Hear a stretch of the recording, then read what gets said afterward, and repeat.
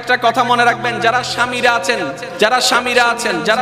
আছেন, আমি শ্রদ্ধার সাথে বলি, যারা স্বামীরা আছেন, আপনার স্ত্রী মৃত্যু হবে জেনেও আপনার সংসারের বাতি জ্বালানোর জন্য সন্তান কনসিভ করেছে, বাচ্চা পেটে নিয়েছে। এই রকম পরিস্থিতিতে একজন স্ত্রীর সবচাইতে বড় শক্তির নাম হচ্ছে তার স্বামী। ব্যস্ততা ছিল, আছে, থাকবে, ব্যবসা চাকরি ছিল, আছে, থাকবে, কিন্তু এই মোমেন্টটা আপনি আর কখনো পাবেন না হয়তোবা। সেজন্য যতটুকু পারবেন স্ত্রীর সেবা করার চেষ্টা করবেন। আপনি বলবেন আমি তো স্বামী, আমি তো বড়, আমি কেন সেবা করব? আরে আপনার নবীর হুকুমে আপনি সেটা করা শুরু করবেন। সুবহানাল্লাহ। আপনার স্ত্রীকে একটু মেন্টালি সাপোর্ট দেওয়ার চেষ্টা করবেন, মাঝে মধ্যে মাথায় একটু হাত বুলাই দিবেন।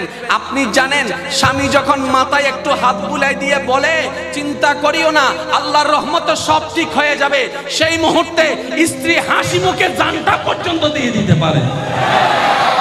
এরকমও ভালো স্ত্রী আছে না নাই? আল্লাহ প্রত্যেকটি স্বামী স্ত্রীকে বন্ধুর মতো জীবন যাপন করার তৌফিক দান করুন।